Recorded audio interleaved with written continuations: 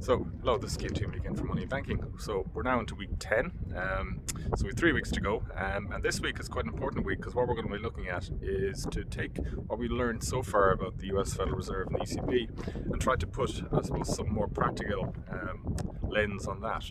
So, we've seen a little bit about the structure of the ECB and the Fed, we've seen a little bit about how interest rates are used, but not really how monetary policy works.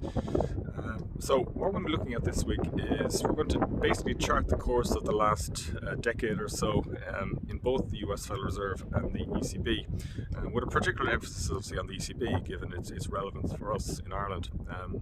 And also I would just like to mention that tomorrow is obviously the 1st of December, and what is in store in December for the ECB is worth analysing for two reasons. One, because it will affect obviously the Irish economy over the next number of years, and secondly, and I suppose most pressing for yourselves, what happens at the ECB December meeting, what's announced there in the context of what's happening in the wider Eurozone economy and with pandemic, will be on your final end of semester assignment.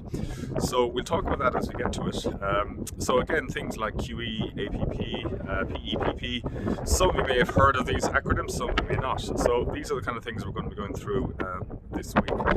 So we're going to start with the Fed and then move on to the ECB.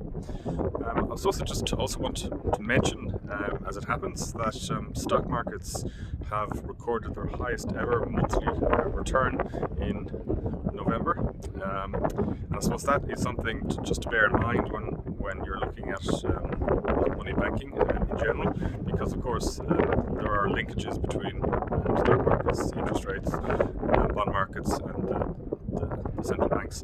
And of course, one of the reasons that stock markets have increased is that a lot of people believe that the central banks are going to inject further stimulus into the economy, as well as, I suppose, the light at the end of the tunnel that is probably now evident with the advent of vaccines.